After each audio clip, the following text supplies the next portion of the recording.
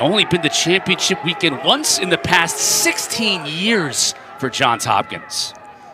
Looking to get back again this year, and this year is underway for us.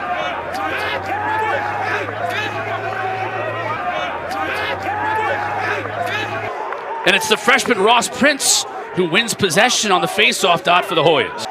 Right on point. In February, it's about catching and throwing. It's about the fundamentals, the little things, right? And you just saw that go awry for them on that first possession as a bad pass led to a turnover. But the net score from midfield! And it's Matt Collison, who usually finds the back of the net from much closer in, but on the clear, Collison saw the open net on the 10-man ride and buried it.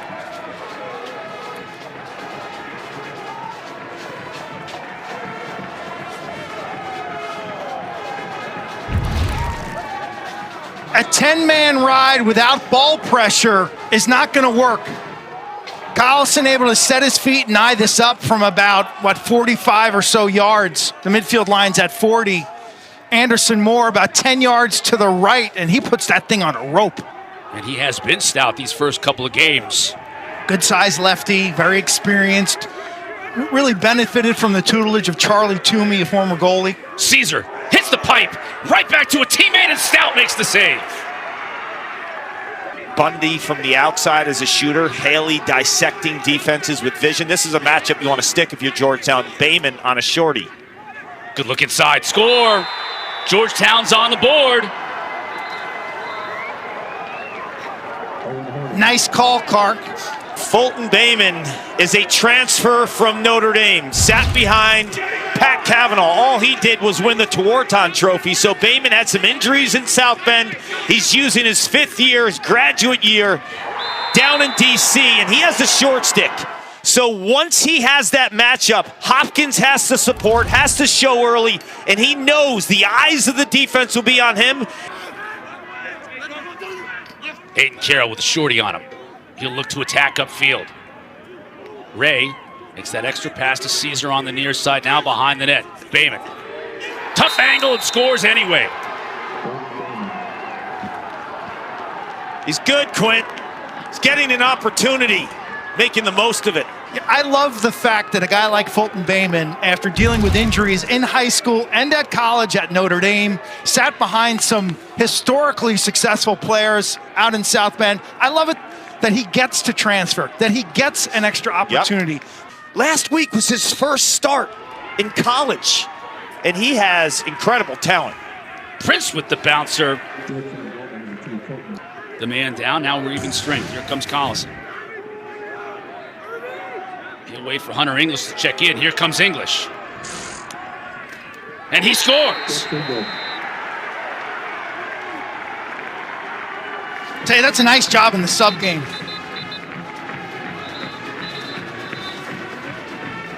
Anderson Moore trying to shake it off. About 5.5 minutes to go. This game has been emotional. It's been energetic. We've seen some good shot making. And off the substitution from the midline. The guys behind the cage. Can Melendez do it? There's Melendez right here looking to dodge. The ball has not been at X this entire first quarter. Melendez on the run. Help comes. Good look inside. That's a great shot, too, after the pass. And Jimmy Ayers buries it. There's a little bit of an answer in that play. It's just Melendez not operating from behind the net. He swings up top and makes good things happen. Well, he's made two really good plays. On the Collison miss a couple minutes ago, he's able to understand where the pressure of the defense is coming from. So I like the heads-up play by 31 in white. Eyes continue to dissect the defense. And Jimmy Ayers, just that subtle step upfield makes all the difference in the world of getting his hands free. Still 20 to shoot, so plenty of time for Aiden Carroll. Scott Smith on him, the All-American, 18 in white. Jump shot saved by Stout. Out of bounds, it'll stay with Georgetown as Fulton Bayman is able to track it down. Interesting stop by Stout, Cotter, because it was a mid-range shot and he really stepped out and created a bigger goaltender. You see how he got on the high arc for that one, Clark? Another save. He's on fire right now. That's 4 on the game. to my point earlier, we're seeing nothing from behind the cage. It's all above goal line extended. Here's Melendez quickly over to Collison, who scored on that against that 10-man ride from the middle of the field. This time, with defenders all over him, he uses that left-handed snipe. That's a joke. I mean, the strength there, Quint, is insane. How do you stop that? I mean, when you watch this team play, whether it's in person or in tape, there are two guys who jump off the page at you in terms of being future pros in the PLL. Scott Smith, defender, 18, plays with a ferociousness. And then Collison does things like this when he could be the most dominant midfielder in the country. That's great defense. He is being lifted almost off his feet underneath the arm. But look at that position.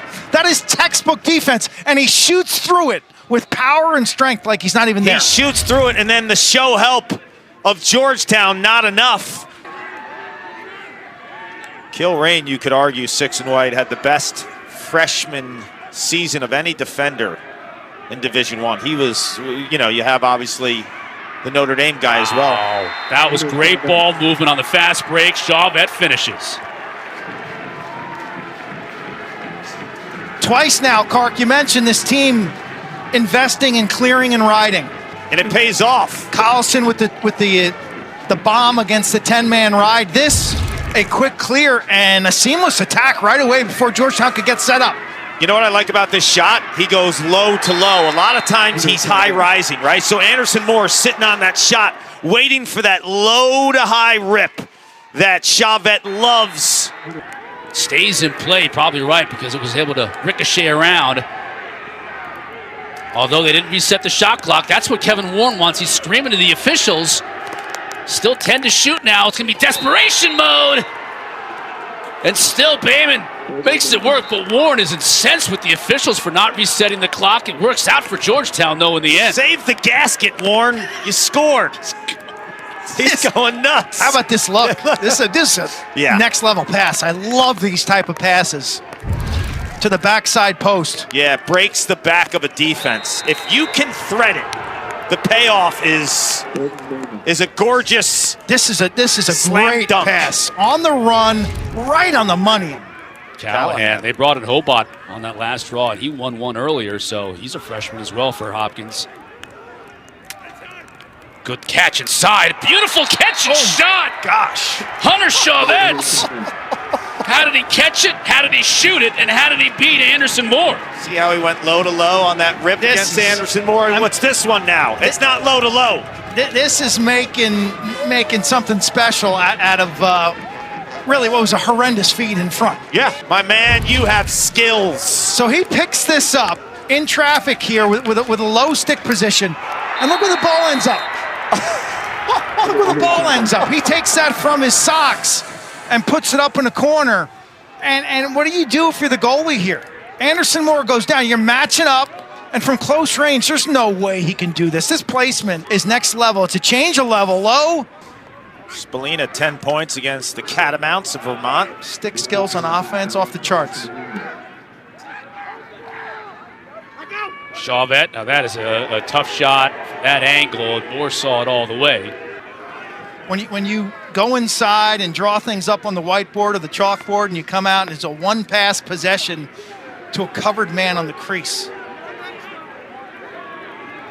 Chick. Quick passing. Didn't get through Anderson Moore, though. Looked like he might have gone 5-hole, but he was able to get enough of it to prevent it from going in the goal. Collison, that's dangerous. You cannot allow that if you're when Melendez Georgetown. presses right-handed there, you do not want to step off, whether it's Collison or Chauvet from that wing. That's where you want to go from the inside.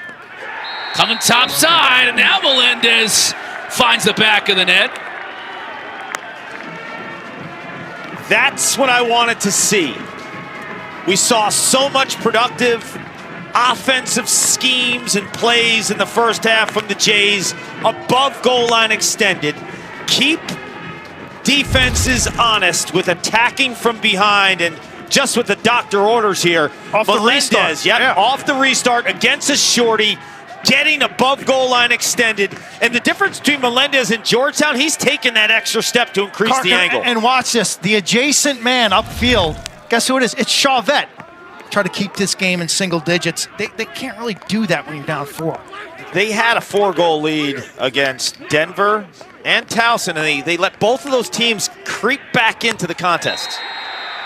Somehow Ayers gets lost in the middle of the field right in front of the crease. Anderson Moore had little chance there. Yeah, this goaltender from Birmingham getting far too accustomed to the Hopkins band as they play to win.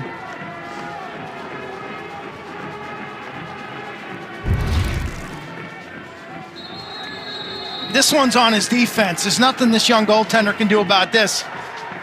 4's just unmarked. Skillful pickup on the short hop. Melendez gets an assist for a poorly thrown feed inside. It's the right look. It's a bad pass, but Coach, you will be missed and not forgotten. I'll never forget when they made the championship weekend. Was it back in 99-ish? Yep, 1990. Greg McCaver, who grew up on the same street.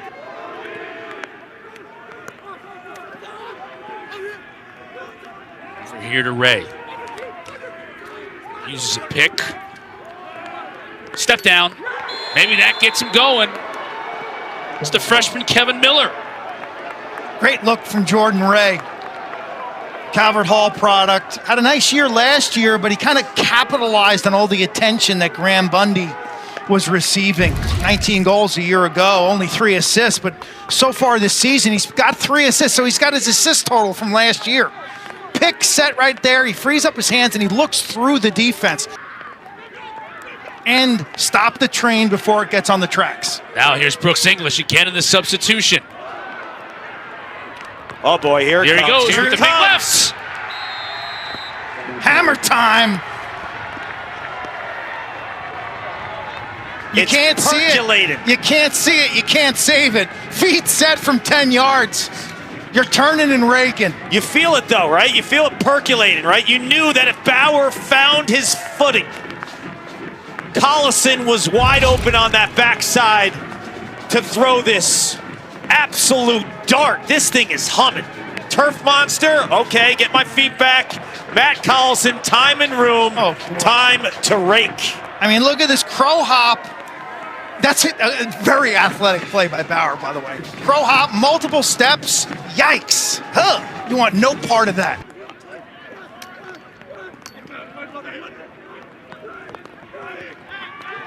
Again, defenders all over. Collison finally gets the ball dislodged. Delivers a big hit himself, though. That's good defense by Georgetown. You were asking for the double, right? They just gave it to you. Anderson Moore loses his footing. This is going to be a goal. Flag down behind the play. Should be a trip.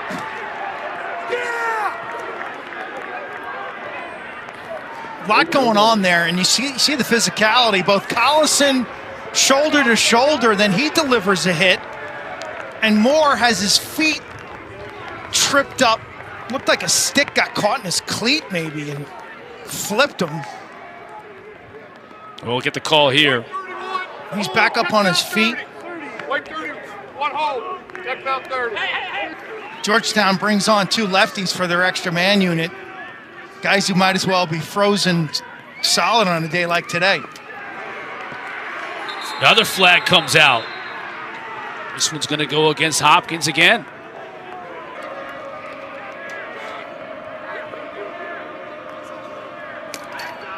Off the pipe. Stays with Georgetown. Get a reset of the shot clock. Nice save by Stout. It's Furley, 14.